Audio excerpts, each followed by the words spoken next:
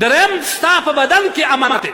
الله جل جلاله چې تا ته سترګه ده کړې ده دا امانت دی، د خدای د امر مخالف به نه استعمالوې، بدنظري به نه پر کوې، حرامو ته به نه به ګورې. الله په قرآن کې وایي یعلم خائنة الاعین، هغه سړی چې په سترګو باندې خیانت کوي الله په خبرېږي. د غوږو خیانت به نه کوې، سروز به نه ورباندې اورې، غیبت نمیمه کذب به نه ورباندې اورې. که دې واورېدې تا د امانت خلاف ورزي وکړه. د پزې خیانت به نه کوې، حرام به نه په بوی وې، د ژبې خیانت به نه کوې، غیبت به نه به کوې، درواغ به نه ورباندې وایې، بهتان به نه ورباندې وایې، درواغ او کذب به نه ورباندې کوې. دا د ژبې خیانت دی. که دې په وکړې ته خاین یې، که دې وساتل ژبه تا حفاظت وکړي دې امانت. د لاس خیانت او حدیث کې راځي نبي علیه الصلوة والسلام فرمایي زما د امت چې ما ته وویل هغه آیات کې د الله رسول صلی الله علیه وسلم فرمایي چې نبي علیه الصلوة والسلام د دې وضاحت نور هم وکړي چې الله جل جلاله امانات پیش کړل. امانات څخه څه مراد دی؟ نبي علیه الصلوة والسلام فرمایي یو روایت کې دا هم شته چې د امانات څخه د انسان فرض مراد دی، دا به غلط نه استعماله. که دې استعمال کړه د دې امانت خیانت وکړي. لهذا یو د امانت څخه محدثین دا هم لیکي چې د امانت څخه مثال حکومت دی، حکمرانی ده.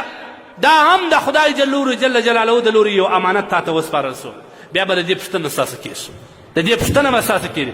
هره ګناه، هره خطا، هر غفلت که دې وکړي د دې ګناه به تا ته درځي او د قیامت په ورځ به الله جل جلاله د دې پوښتنه ستاسو کوي، د دې پوښتنه به الله تبارک وتعالی ستاسو کوي.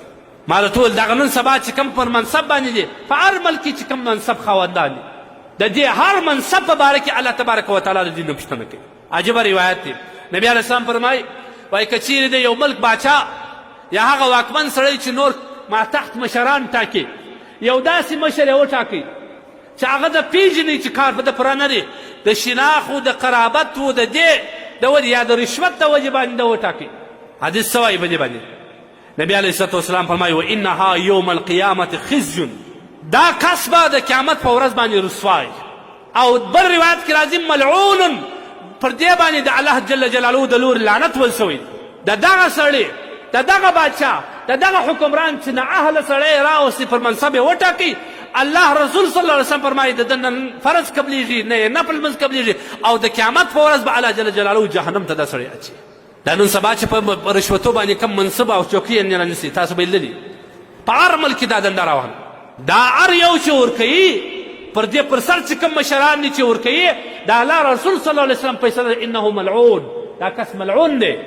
د هر شي پوښتنه به بیا د قیامت په ورځ د ده څه کېږي او د جهنم غټ مستحق به دا کس.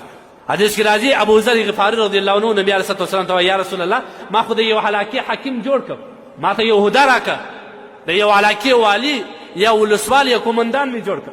د الله رسول صلی الله علیه وسلم په جواب کې څه ورته وایي؟ ابو ذر غفاري رضی الله عنه عظیم صحابي دی. د الله رسول صلی الله علیه وسلم یا ابا ذر انک ضعیف و انها امانه، ته ډېر ضعیفه یې او دا عهده درکول یا تا ته یو منصب سپارل دا یو امانت دی او د قیامت په ورځ به د دې پوښتنه کوي. وانها یوم القیامة خزي، دا به د قیامت په ورځ یو رسوایي وي. وانه او دغه عهده چې کوم ده ندامة، دا یو پښیماني ده د قیامت په ورځ باندې. الا من اخذها بحقها وادى لها ما عليها، مگر هغه کس که چیرې دا عهده سنبال کړل په حق یې ورسول بیا راغسلی. حضرت عمر رضی الله عنه چې کله زخمی سو نو بیا دا خلک د سره شاوخوا ناست وو، باره ویل د ده خلافت به چا ته ورکو؟ یو چا ویل د ده خلافت به د ده زوی عبدالله ته ورکو.